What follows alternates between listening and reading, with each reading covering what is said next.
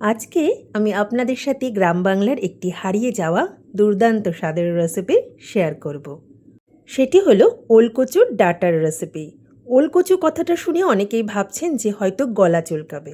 না, একদমই গলা চুলকাবে না। গরম গরম ভাতের সাথে ওলকচুর এই ডাঁটার রেসিপি খেতে অসাধারণ লাগে। নমস্কার বন্ধুরা, আমি মৌমিতা। আপনারা দেখছেন মৌমিতার রান্নাবাটি। আজকে আমি আপনাদের সাথে দারুণ স্বাদের ওলকচুর ডাঁটার রেসিপি শেয়ার করব। আশা করি এর রেসিপিটি আপনাদের সকলেরও ভীষণ ভালো লাগবে। যারা ওলকচুর ডাঁটা আগে খেয়েছেন তাদের তো কোনো কথাই নেই, আর যারা কোনোদিনও খাননি তারা একবার এর রেসিপি ট্রাই করে দেখুন, আঙুল চাটতে বাধ্য হবেন। তাহলে চলুন সময় নষ্ট না করে সরাসরি রেসিপিতে চলে যাই। এখানে আমি বেশ কয়েকটা ওলকচুর ডাঁটা নিয়েছি। ওলকচুর পাতা দিয়েও দারুণ স্বাদের রেসিপি তৈরি করে নেওয়া যায়, তবে আজকে আমি শুধু ডাঁটাগুলোকেই নেব। প্রথমে আমি এই ডাঁটাগুলোকে ভালোভাবে কেটে ধুয়ে পরিষ্কার করে নিয়েছি। ডাঁটাগুলোকে আমি একটু মোটা করেই কেটে নিয়েছি, খুব বেশি পাতলা করিনি। এর সাথে আমি কিছু সবজিও নিয়েছি। আমি এখানে দুটো পটল এভাবে লম্বা করে কেটে নিয়েছি বেশ কয়েকটা কাঁঠালের বীজ। কাঁঠালের বীজগুলোকে আমি দু টুকরো করে নিয়েছি এখানে একটা আলুগুলোকেও আমি এইভাবে ছোট ছোট টুকরো করে কেটে নিয়েছি। প্রথমেই ওলকচুর ডাঁটাগুলোকে সেদ্ধ করে নেব, সেজন্য কড়াইয়ে জল বসিয়ে ওলকচুর ডাঁটাগুলো দিয়েছি। একই সাথে আমি কাঁঠালের বীজগুলোকেও দিয়ে দিচ্ছি, তার কারণ কাঁঠালের বীজ সেদ্ধ হতেও একটু সময় লাগে। এবার সব কিছু ভালোভাবে একটু মিশিয়ে নিলাম। এবার গ্যাসের ফ্লেম হাইতে দিয়ে এটাকে ঢাকা দিয়ে 1 থেকে 2 মিনিট সেদ্ধ করে নেব, খুব বেশি নরম করব না। এবার একটা মশলা তৈরি করে নেব, সেজন্য মিক্সিং জারের মধ্যে দিয়ে দিচ্ছি 1 টেবিল চামচ সর্ষে। এখানে সাদা আর কালো সর্ষে মেশানো আছে। দিয়ে দিচ্ছি 3 কোয়া রসুন। রসুনটা অপশনাল, আপনারা চাইলে বাদ দিয়েও দিতে পারেন, তবে রসুনটা দিলে খেতে ভালো লাগবে। দিয়ে দিচ্ছি খুব সামান্য পরিমাণে আদা। ঝালের জন্য দিয়ে দিচ্ছি 4টে কাঁচা লঙ্কা, তবে লঙ্কার পরিমাণ আপনারা আপনাদের টেস্ট অনুযায়ী কম বেশি করে নিতে পারেন। দিয়ে দিচ্ছি খুব সামান্য পরিমাণে লবণ, আর একই সাথে খুব সামান্য পরিমাণে হলুদ দিয়ে দিলাম। এবার সামান্য জল দিয়ে একটা মিহি পেস্ট করে নেব। প্রায় 2 মিনিট পর ঢাকনাটা খুলে নিলাম। সব কিছু খুব ভালোভাবে সেদ্ধ হয়ে গেছে। আমি আপনাদের একটু দেখিয়ে দিচ্ছি।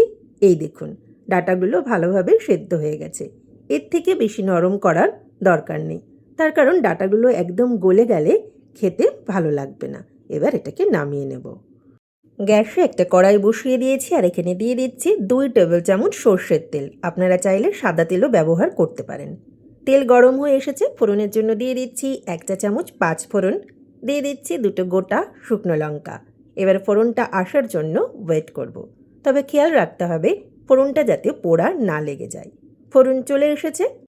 এবার আগে থেকে কেটে রাখা আলু আর পটলের টুকরোগুলোকে এর মধ্যে দিয়ে দিচ্ছি। একই সাথে আমি দিয়ে দিচ্ছি 1/4 চা চামচ লবণ আর খুব সামান্য পরিমাণে হলুদ দেওয়ার সময় ক্যামেরাটা অফ হয়ে যাওয়ায় আমি আপনাদের দেখাতে পারিনি, তার জন্য আমি দুঃখিত। হলুদ লবণ দিয়ে আলু পটলগুলোকে হালকা লাল লাল করে ভেজে নেব। আলু আর পটল হালকা লাল লাল করে ভেজে নিয়েছি, এর থেকে বেশি ভাজার দরকার নেই।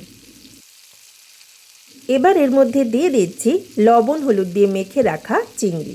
এখানে 150 গ্রাম চিংড়ি আছে। চিংড়িগুলোকেও এই আলু পটলের সাথে ভালোভাবে মিশিয়ে হালকা ভাজা ভাজা করে নেব। এমনিতেই চিংড়ি খুব নরম, খুব বেশি ভাজার দরকার হয় না। এক্ষেত্রে চিংড়িটা অপশনাল, আপনারা চাইলে নাও দিতে পারেন। ওলকচুর ডাঁটা এমনি খেতেও দারুণ লাগে, তবে চিংড়ি দিয়ে এভাবে রান্না করলে টেস্টটা আরও অনেক গুণ বেশি ভালো হয়। চিংড়ি দিয়েও সব কিছু ভালোভাবে ভাজা ভাজা করে নিয়েছি। এইবার এখানে দিয়ে দিচ্ছি আগে থেকে সেদ্ধ করে রাখা কাঁঠালের বীজ আর ওলের ডাঁটা। এবার সব কিছু ভালোভাবে মিশিয়ে নেব। এই অবস্থায় গ্যাসের ফ্লেম মিডিয়ামেই করে দেওয়া আছে।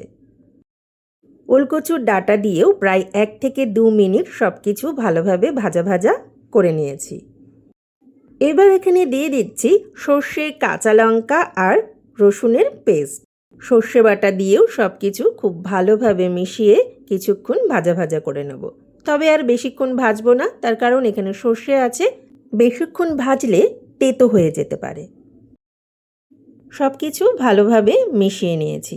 এই রান্নাটা হতে আর বেশি সময় লাগবে না, তার কারণ ওলকচুর ডাঁটা, কাঁঠালের বীজ সব আগে থেকেই সেদ্ধ করা আছে। এবার গ্যাসের ফ্লেম লো টু মিডিয়ামে করে দিয়ে এটাকে ঢাকা দিয়ে 1 থেকে 2 মিনিট রান্না করে নেব। প্রায় 2 মিনিট পর ঢাকনাটা খুলে নিলাম। দেখুন, লো টু মিডিয়াম ফ্লেমে ঢাকা চাপা দিয়ে রান্না করার জন্য বেশ খানিকটা জল বেরিয়েছে। এখানে আলাদা করে আর জল দেওয়ার কোনো প্রয়োজন নেই। এই জলেই বাকি সবজিগুলো সেদ্ধ হয়ে যাবে। সব কিছু ভালোভাবে নেড়ে মিশিয়ে নিয়েছি। এবার এখানে দিয়ে দিচ্ছি বেশ কয়েকটা চেরা কাঁচা লঙ্কা। তবে আপনারা কেমন ঝাল খান সেই বুঝে লঙ্কা ব্যবহার করবেন। কাঁচা লঙ্কা দিয়েও সব কিছু ভালোভাবে নেড়ে মিশিয়ে নিয়েছি। এই রান্নাটা হতে আর বেশি সময় লাগবে না। এবার এখানে দিয়ে দিচ্ছি 1 চা চামচ চিনি। এইসব রান্না একটু মিষ্টি মিষ্টি হলে খেতে ভালো লাগে, তবে চিনিতে আপনাদের আপত্তি থাকলে চিনিটা বাদ দিয়ে দিতে পারেন। চিনি দিয়েও সব কিছু খুব ভালোভাবে নেড়ে মিশিয়ে নিয়েছি। এইবার গ্যাসের ফ্লেম লোতে দিয়ে এটাকে ঢাকা দিয়ে আর 1 মিনিট রান্না করে নেব। প্রায় 1 মিনিট পর ঢাকনাটা খুলে নিলাম।